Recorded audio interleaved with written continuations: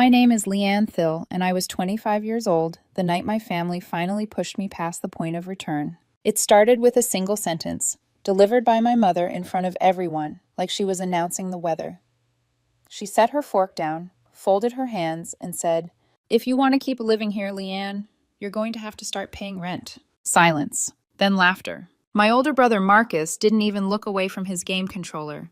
His girlfriend Camilla giggled from the kitchen like she was watching a comedy show.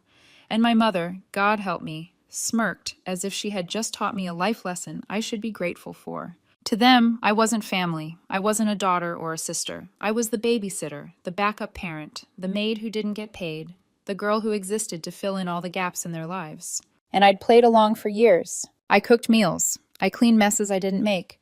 I covered school pickups, doctor appointments, grocery runs, bills no one bothered opening. When Marcus and Camilla had their twins, I stepped in because they were drowning. But helping slowly turned into expectation, expectation into obligation, obligation into blame. If the Wi-Fi glitched, it was suddenly my fault. If the fridge broke, I must have overloaded it. If Camilla forgot a school form, somehow I was the one who should have remembered it. And now I needed to pay rent to keep living in the house where I did more than anyone. I stood there holding a laundry basket I never even got to finish folding. For the first time in years, I didn't defend myself, didn't explain, didn't list all the things I'd done for them. I just walked away, straight down the hall, into my tiny bedroom, and began throwing clothes into my duffel bag without folding a single thing. I yanked chargers from the wall, stuffed my toiletries into a grocery bag, took the grocery and gas cards that were linked to my own bank account, the ones Marcus and Camilla had been swiping like candy without ever asking. No one followed me. Not one person said, "Wait, let's talk." They didn't even look up. They probably thought I was being dramatic, but this wasn't drama. This was done. I walked out the front door, got into my old car, and drove away. I didn't know where I was going. I just knew it had to be anywhere else. The hotel I found wasn't much. Dim hallway, stiff bed, chipped wallpaper, but when I closed the door and the world went quiet, it felt like heaven. No screaming, no "Leanne, where are my socks?" No kids banging on the door asking for snacks, no slammed cupboards, no guilt. Just silence. Silence I hadn't heard in years. I lay down and felt something unfamiliar spreading through my chest. Relief. Freedom. A kind of peace I didn't know my body was capable of. By morning, my phone was a war zone. "Mom, where did you go? Come home." "Marcus, you serious? We need you today." "Camilla, we have plans tonight. You need to be here with the twins." My sister, who lives out of state and hasn't called in months, sent me a paragraph-long guilt trip about family obligation.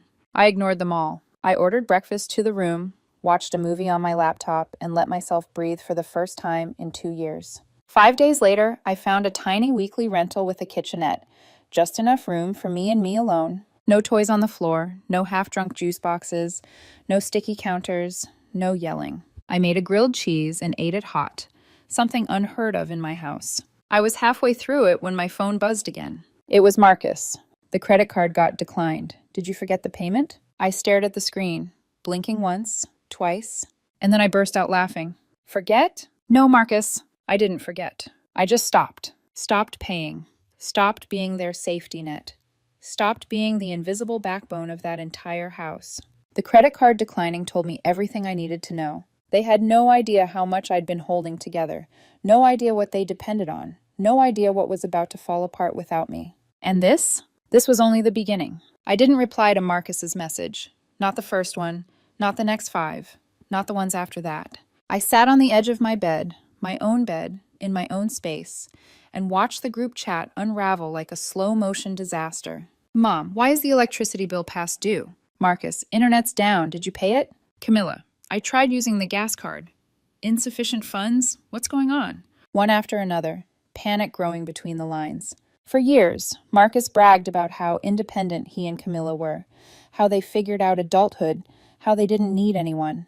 Meanwhile, every bill had been sitting on my shoulders. Electricity, me. Wi-Fi, me. Groceries, mostly me. Gas for the family car, me. That little pile of Amazon packages at the door every week, also me. And they never noticed, not once. They thought life had autopilot, that bills magically renewed, that food just appeared in the fridge, That someone, somewhere, was quietly making adult life smooth. That someone was me. But not anymore. I put my phone face down and breathed in the quiet of my kitchenette apartment. The air smelled like melting butter from the grilled cheese I'd made earlier. A soft reminder that for the first time in years, I wasn't cooking for 4 ungrateful adults and 2 screaming children. I made a cup of tea and sat on the floor beside the window.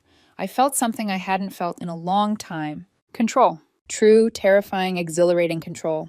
My boyfriend Aaron called that afternoon. The soft comfort of his voice felt like warmth on skin after too many cold days. "You sound lighter," he said. I could hear him smiling through the phone. "When you left that house, it was like your voice changed." "It's weird," I admitted. "I don't feel guilty yet." "That's not weird, Leanne. That's healing." I didn't mention Marcus's frantic messages, or the fact that Camilla had already tried calling 5 times, or how my mother had switched from angry to sugary sweet in under 30 minutes. Aaron didn't need to worry. Besides, he had his own stress lately, mostly from his ex-girlfriend, Brooklyn, who'd been sniffing around his social media like a stray cat looking for scraps. She always acted like she had secret knowledge about him, like she was waiting for some opening. "Everything okay with Brooklyn?" I asked, keeping my tone neutral. He sighed. "She's doing that thing again, liking my old photos, commenting vague crap. But I blocked her. Don't think about it." I nodded, even though he couldn't see me. I tried not to think about the timing, about how she always popped up when my life got shaky. Brooklyn fed off chaos like it was sugar. I tucked it away with everything else. By day 7, the collapse at home went from inconvenient to catastrophic. They lost internet. Then the fridge got warm because the electricity almost shut off. Marcus called Mom irresponsible. Mom yelled at Camilla about budgeting. Camilla screamed back about that ungrateful girl leaving us here. Group chat messages. "Camilla, we can't live like this."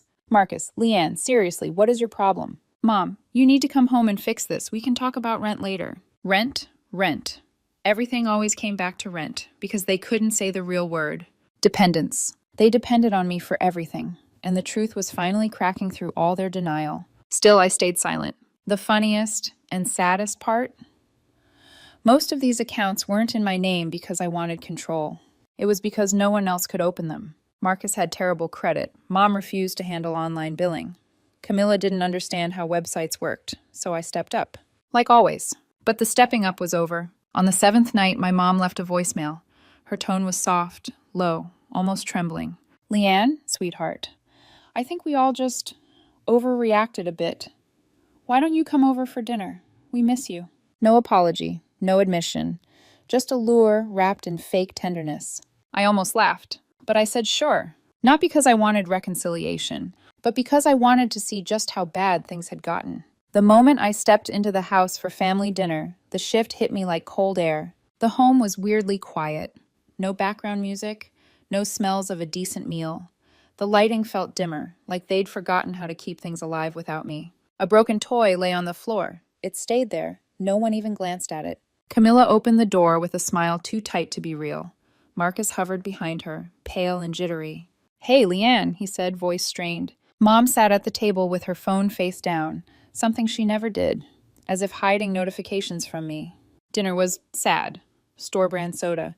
Dry chicken, no seasoning, no warmth.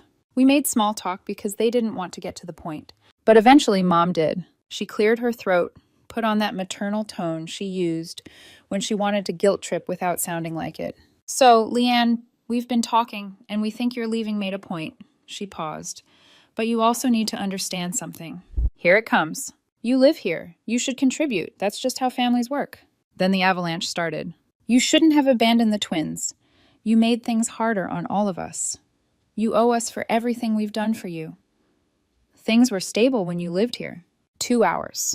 2 hours of them painting themselves as victims. I didn't argue. I didn't defend myself. I just nodded, excused myself to the bathroom, and left them a disaster they wouldn't forget.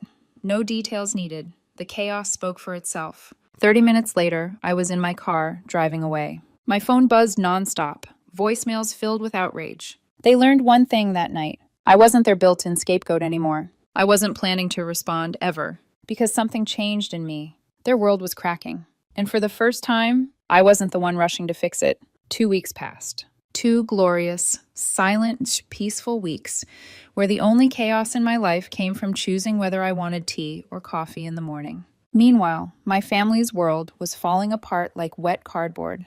I watched from a safe distance as their messages transformed from guilt to anger to bargaining to desperate pleading. It reminded me of the stages of grief. They weren't grieving my absence.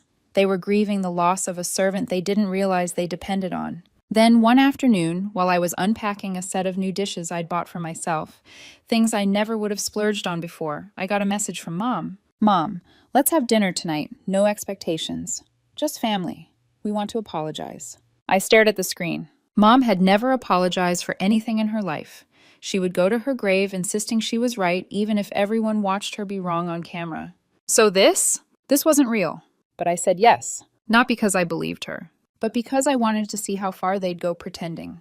When I pulled into the driveway, the house looked staged, like they were playing Happy Family for an audience. The porch light glowed warmly. The windows were wiped clean. The curtains were drawn neatly, as if straight lines could cover the mess underneath. I stepped inside. The counters were unnaturally shiny. The living room smelled faintly of air freshener. Too much air freshener. A candle burned on the table, masking a stink underneath, the kind that comes from dishes left too long in the sink. Camilla gave me an awkward half hug, the kind you give a coworker you don't like but need something from. Marcus poured me a drink like he was trying out for Best Host of the Year.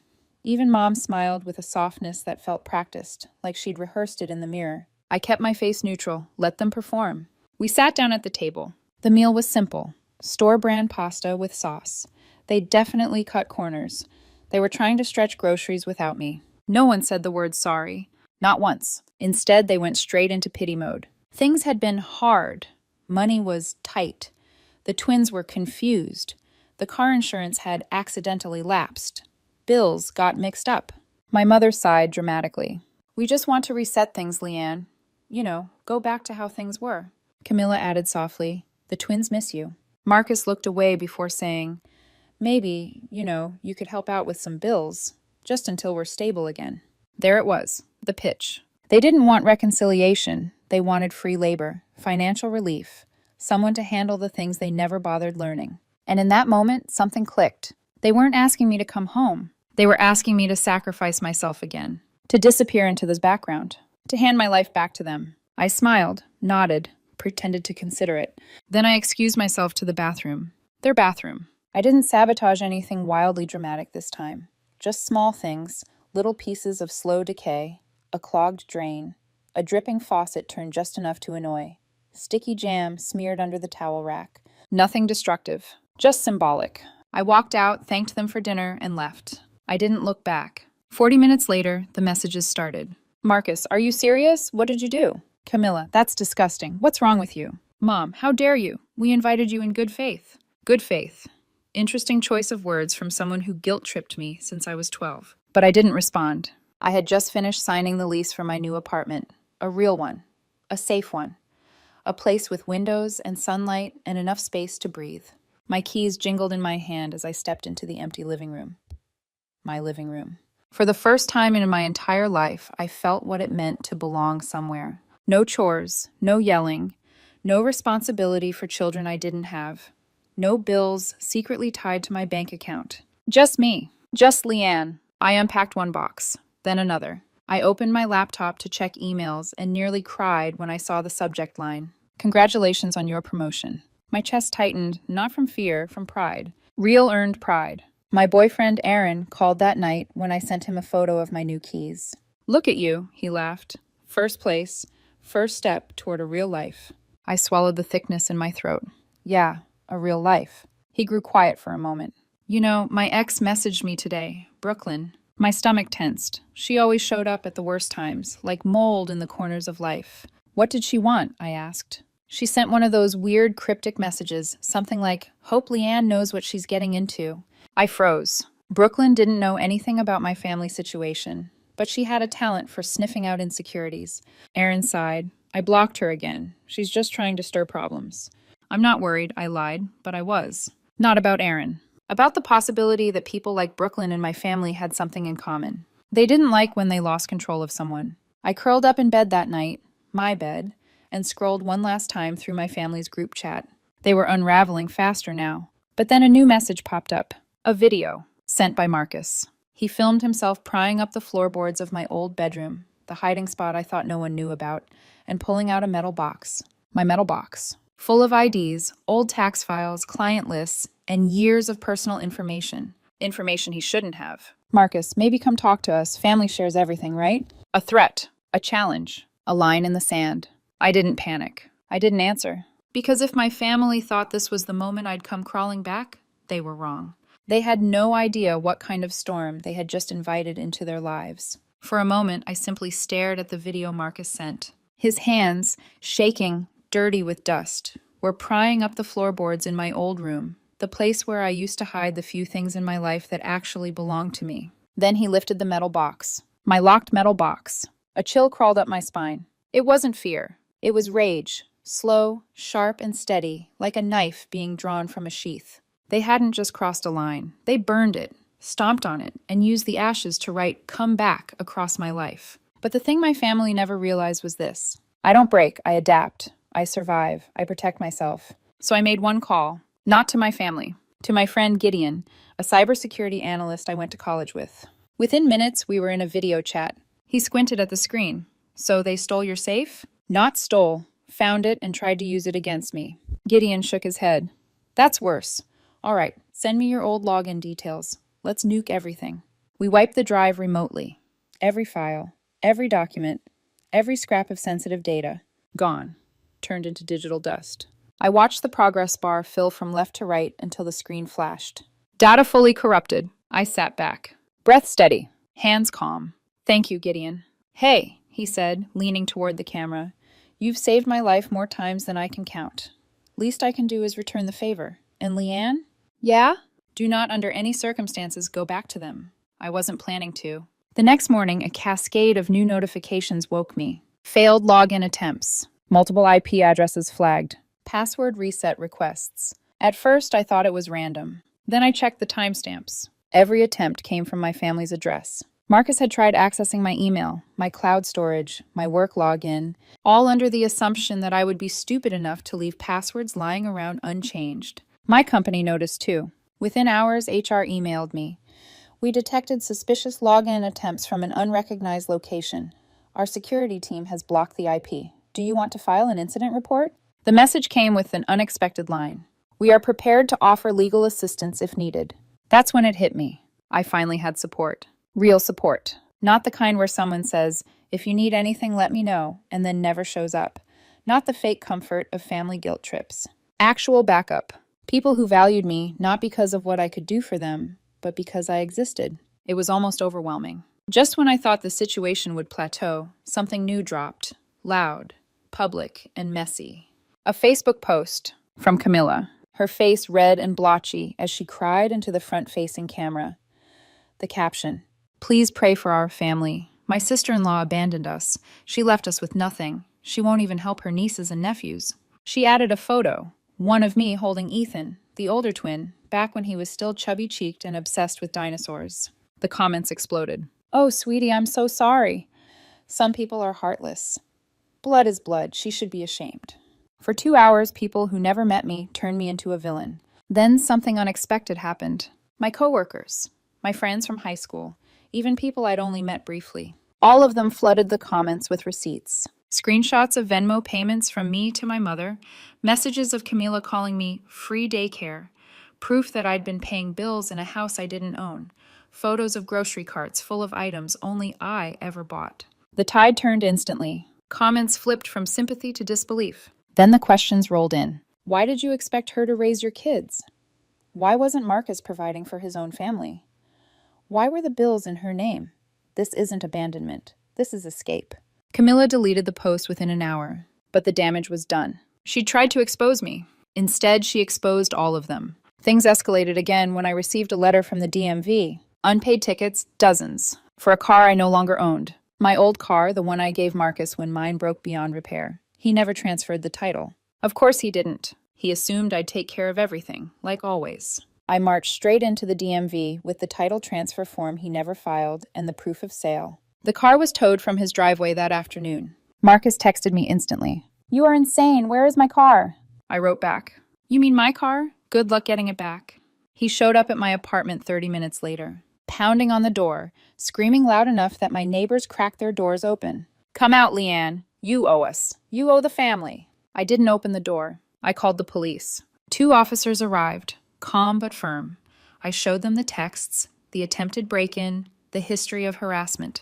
Do you want to press charges, Ms. Thill? One asked. For a moment I considered it. I imagined Marcus being taken away in handcuffs, imagined the stunned look on my mother's face, imagined the silence that would finally follow. But I exhaled. No, just put it on record. Marcus left humiliated, shouting curses down the stairwell. 3 hours later, a new number lit up my phone. Voicemail from Mom. You called the cops on your own brother? Your own blood? What kind of daughter are you, Leanne? I deleted the message and blocked her permanently. The moment my thumb tapped block caller, something deep inside me cracked open like a window. I felt sunlight again. Real sunlight. A week later, more news trickled in. Someone filmed Camilla at her job, screaming at a customer. The video hit social media, went viral. She was fired the next day. My mother called, from yet another new number, voice trembling, asking for help. We're having a hard time, Leanne. This family is falling apart. Don't you care? I hung up before she could finish. Because the truth was simple. I had cared, for years, too much. Now? I cared about myself. Something they never taught me to do. Letters started appearing at my door. Handwritten ones. Guilt-soaked paragraphs full of blame and reminders about the twins missing their Auntie Leanne. I didn't open a single one. The trash got them before I did. Meanwhile, my life began blooming. New furniture, new routines, late-night walks, quiet mornings, pottery classes, weekend trips with Aaron, a freedom I had never known. And every night I came home to silence. Not empty silence. Earned silence. I wasn't running anymore. I wasn't hiding. I wasn't waiting for someone to yell my name from across the house. The weight of obligation had finally slipped off my shoulders, and I could breathe. For the first time in my life, I could breathe without permission. But the story wasn't over, because in the shadows, quiet, calculated, convenient, someone else was watching. Aaron's ex-girlfriend, Brooklyn. And she wasn't done causing trouble. The weeks that followed were the kind of quiet people write poems about. Not the hollow kind of quiet, the one that used to settle over the house after my family blew up and stomped out. No. This was the soft kind. The healing kind. The kind that makes you realize how much noise you'd been living in. Every morning, sunlight filled my new apartment. My apartment. The place where no one shouted my name, no one demanded I clean up their mess. No one shoved responsibilities into my hands. I'd wake up, stretch, and choose how to spend my day, something I hadn't done in years. I rearranged furniture just because I wanted to, took long showers without someone banging on the door, cooked meals for the taste, not to feed 6 ungrateful mouths, watched shows I actually liked, sat in silence without bracing for the next explosion. Freedom was a flavor I couldn't believe I'd lived without. My family didn't go silent. They adapted, just not in a healthy way. First came the guilt trip letters on my doormat. Stacks of envelopes. Big ones, small ones. Ones written with glitter pens from the twins. Ones from Mom. Ones from Marcus that were short, scrawled, angry. I didn't open a single one. Even the ones that started with, "Please, we're struggling. The kids need you." All of them ended up in the same place, the trash chute. I learned something important. You don't owe people access to your heart just because they used to have keys to your house. And they certainly didn't have keys to my life. Not anymore. Aaron, my boyfriend, became my anchor through all of it. He didn't push me, didn't rush me, just existed beside me in a way that felt safe. One evening, we were sitting on a park bench, watching the fountain lights ripple over the water. I was telling him about my first night waking up without nightmares about my family banging on my door. He squeezed my hand gently. "I hope you know," he said, voice low, "I'm proud of you for choosing yourself." I swallowed hard.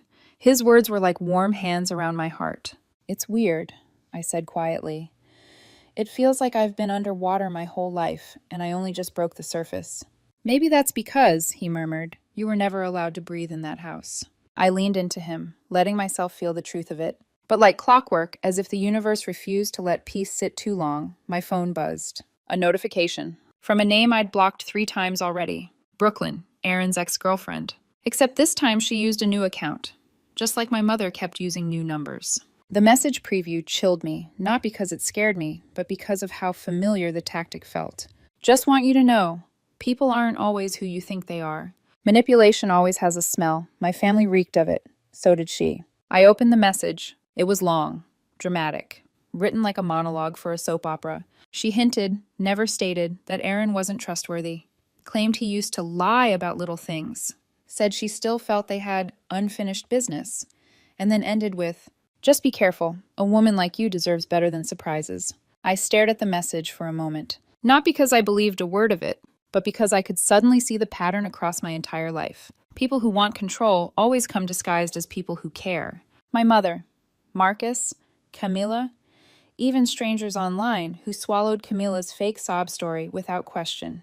And now Brooklyn, trying to break something because she couldn't stand that she no longer owned it. I didn't reply. I didn't confront Aaron with it. I didn't feed the fire. I simply hit delete, then block. And without hesitation, I whispered out loud, "No more. No more manipulation. No more tactics. No more people inventing emergencies to pull me back into their chaos." My life was finally mine. I started therapy, bought plants, learned to bake, went on weekend trips with Aaron to places I thought I'd never see. And one night, after coming back from a simple dinner date, I walked into my apartment, closed the door behind me, and realized something.